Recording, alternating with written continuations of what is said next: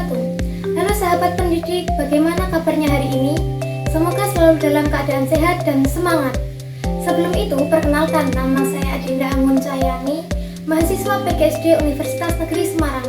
Nah, di video kali ini kita akan membahas bersama topik yang sangat penting dalam dunia pendidikan, yaitu bimbingan dan konseling atau disingkat BK. Meskipun kita adalah calon guru SD, pengetahuan tentang BK juga sangat penting untuk kita kuasai. Mari kita simak bersama-sama. Pertama, kita akan belajar mengenai latar belakang pentingnya bimbingan dan konseling di sekolah. BK hadir untuk membantu peserta didik mengatasi berbagai permasalahan, baik itu di bidang akademis, sosial, maupun emosional. Bimbingan dan konseling memiliki perbedaan, di mana bimbingan sendiri lebih memberikan arahan untuk pengembangan potensi, sedangkan konseling fokus pada pemberian solusi terhadap masalah yang lebih spesifik. Nah, persamaannya adalah keduanya berorientasi pada kesejahteraan peserta didik. Kenapa guru kelas juga perlu membimbing? Karena guru kelas memiliki peran sentral dalam membentuk karakter dan perkembangan peserta didik agar terjadi secara optimal, baik secara akademis maupun sosial. Selanjutnya, urgensi BK sendiri berkaitan dengan bagaimana BK mendukung pendidikan formal melalui 3 wilayah utama, yaitu layanan pendidikan, pengembangan pribadi, penanganan masalah.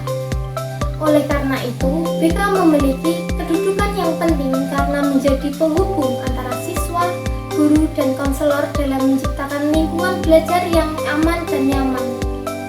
Nah, dari uraian tadi kita tahu bahwa tujuan utama dari BK sendiri adalah membantu siswa berkembang secara optimal, baik dari segi akademis, sosial, maupun emosional. Lalu, fungsi BK mencakup fungsi pencegahan, pengembangan, dan fungsi penanganan masalah siswa. Jadi, orientasi BK diarahkan pada kepentingan siswa, sehingga pelayanan yang diberikan selalu berfokus pada kebutuhan mereka. Apa saja sih asas-asas dari BK? Asas-asas BK meliputi asas kerahasiaan, asas kesukarelaan, asas keterbukaan, asas kekinian, asas kemandirian, asas kegiatan, asas kedinamisan, asas keterpaduan, asas kenormatifan, asas keahlian, asas alih tangan, dan asas tutmuri handayani. Lalu, prinsip-prinsip BK meliputi prinsip yang berkenaan dengan sasaran layanan, prinsip yang berkenaan dengan permasalahan individu, prinsip yang berkenaan dengan program layanan, prinsip yang berkenaan dengan pelaksanaan layanan BK, serta prinsip bimbingan dan konseling itu sendiri di sekolah. Sebagai calon guru SD, penerapan BK dapat dilakukan dengan mengintegrasikan fungsi dan asas BK ke dalam pelayanan pendidikan. Contohnya, ketika kita melihat ada siswa yang sering menyendiri dan tidak bersemangat dalam belajar, kita bisa melakukan pendekatan bimbingan yang bersifat preventif dengan mendengarkan masalah yang mereka hadapi dan memberikan solusi yang tepat dan terarah untuk merujuk ke konselor jika itu diperlukan. Lalu, kita akan membahas profil guru berkualitas dan hubungannya dengan BK. Menurut saya sendiri, guru yang berkualitas tidak hanya menguasai materi ajar, tetapi juga memiliki keterampilan dalam berkomunikasi, berempati, dan pemahaman karakter siswa. Guru harus peka terhadap kebutuhan setiap siswa. Sebagai guru yang berkualitas, hal-hal yang akan saya lakukan ke depannya agar kegiatan bimbingan dan konseling bisa dilaksanakan secara efektif, yaitu dengan menciptakan suasana yang aman dan nyaman bagi setiap siswa, kemudian menyediakan ruang atau tempat yang nyaman dan privat untuk sesi konseling, mengidentifikasi siswa yang membutuhkan perhatian lebih, mengadakan pertemuan orang tua untuk mendiskusikan perkembangan anak-anaknya, dan yang terakhir berkoordinasi dengan konselor. Selain itu, penting bagi guru untuk memahami karakter siswa. Dengan memahami karakter mereka, kita sebagai seorang guru dapat lebih mudah memberikan bimbingan yang tepat. Karakter yang perlu dipahami meliputi kepribadian siswa, minat, dan potensi akademis yang mereka miliki.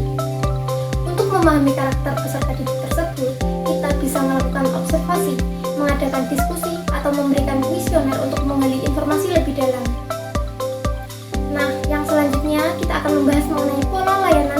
bimbingan dan konseling. Dalam pola pelayanan BK ada beberapa model yang dapat kita gunakan. Yang pertama terdapat pola dasar pelayanan BK yang mencakup kerangka kerja yang memberikan arah dalam pelaksanaan layanan BK. Selanjutnya adalah pola umum 17 yang kemudian diganti menjadi 17+. Dan yang terakhir ada BK komprehensif yang mengacu pada pendekatan holistik yang mencakup semua aspek perkembangan siswa. Pola umum 17 yang terdiri dari 1 wawasan BK, 4 bidang BK, 5 kegiatan pendukung BK, dan 7 layanan BK. Pada pola 17+ terdapat 9 layanan BK yang terdiri dari yang pertama adalah layanan orientasi. Layanan ini membantu siswa mengenali lingkungan sekolahnya yang baru. Yang kedua ada layanan informasi. Layanan ini menyediakan informasi yang diperlukan siswa terkait dengan pendidikan, karir maupun sosial. Yang ketiga ada layanan penempatan dan penyaluran. Layanan ini membantu siswa menemukan minat dan bakat mereka masing-masing, serta menyalurkannya pada kegiatan yang sesuai. Kemudian yang keempat ada layanan pembelajaran atau penguasaan konten.